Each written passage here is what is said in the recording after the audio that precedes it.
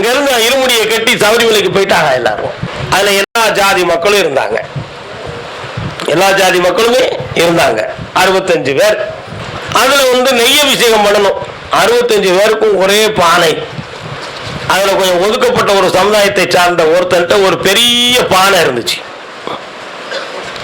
அதுல ஒரு குருசாமி, பரந்த மனப்பான்மை உடைய ஒரு குருசாமி சொன்னார், நம்ம எல்லா தேங்காய் நெய்யும் உடைச்சு இந்த பானையில விட்டு சாமிக்கு அபிஷேகம் பண்ணிட்டு வந்துருவோம் அப்படின்னு சொன்னான். அதுல ஒருத்தன் ஜாதி பேதம் பார்க்கறவன் ஒருத்தன் விவரமா மூஞ்ச தூக்கிக்கிட்டு, யாரு பானையில கொண்டு போய் நெய்யை ஊத்த சொல்ற, உனக்கெல்லாம் கூறு இருக்கா சாமி அப்படின்னா. இவன் உள்ளத்துக்குள்ள கடவுள் இருப்பானா? அவன் தான் அந்த அழுக்கவே நீக்கலைய. சாமி சமாதான கடவுள், எல்லாரையும் சமரசமா ஏற்றுக்கொண்டு ஒரு சங்கல்ப மூர்த்தி.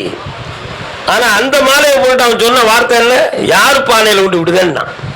சாமி எங்க பானையில உங்க நெய்ய விட வேண்டாம், உங்க மனத்து போல செய்ய சாமி, எங்களை நீங்க வருத்தப்பட வைக்கலாம் அவன் பக்குவமா ஒதுங்கிட்டான்.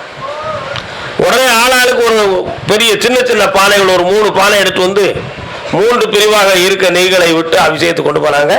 அவங்க நமக்கு சின்ன தேங்காயா இருந்தாலும் பரவாயில்ல, நம்மகிட்ட இருக்க பானை தான் இந்த பெரிய பானையவே நம்ம அபிஷேகத்தை கொண்டு போய் அவங்களும் கொண்டு போயிட்டாங்க.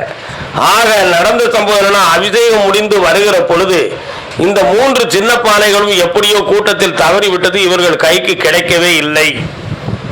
நேர்முகமா நடந்த சம்பவம், இவங்க கைக்கு அது கிடைக்கவே இல்லை. ஆனா வீட்டுக்கு நெய் பிரசாதம் கொண்டு போகணும். இப்பதான் உங்களுக்கு சபரிமலையில பாட்டல்ல நெய் அடைச்சி அபிஷேக நெய் பெற்றுக் கொள்ளலாம்னு போர்டு போட்டிருக்கான். ஒரு 10 வருஷம் தான் இருக்கும். நான் சொல்றது 40 வருஷத்துக்கு முன்னால உள்ளது. அன்னைக்கெல்லாம் சாமி கோயிலுக்குள்ள ஒத்தேடி பாதையா நடந்து போகணும். அன்னைக்கு 18ஆம் படியில பொற்படி கிடையாது, கல்படி.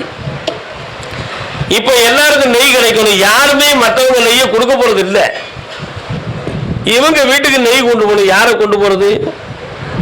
அதுல அந்த முதல்ல சொன்ன வார்த்தையை சொன்னாரு, அந்த சாமிகள் மனசார அபிஷேகம் பண்ணா அவன் நெய் கைக்கு கிடைச்சிடுது, நீ பாதகமா பேசல, உனக்கு எவ்வளவு பெரிய தண்டனையை பகவான் கொடுக்காம பாத்தியா, அந்த நெய்யவே நம்ம வீட்டுக்கு அபிஷேகத்துக்கு பிரசாதமா கொண்டு போயிடும் சொல்லி கடைசியில் அவங்க கொண்டு வந்த நெய்யை எல்லார் வீட்டுக்கும் பிரசாதம் வந்துச்சு.